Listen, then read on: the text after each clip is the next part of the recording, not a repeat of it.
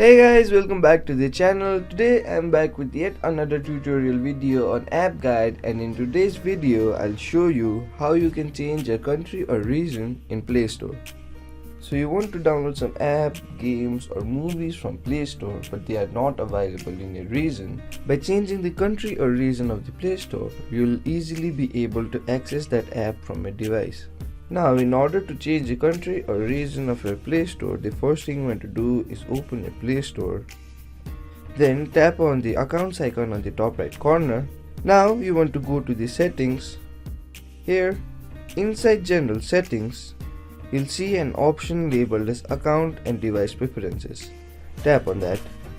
Once you tap on the account and preferences option, you land on an interface like this.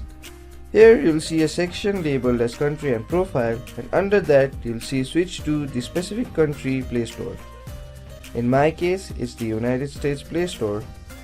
Now, to change to United States Play Store, what I need to do is add a payment method. Whether it can be a credit or debit card, or I can add a PayPal account. So choose one of those options and tap on them.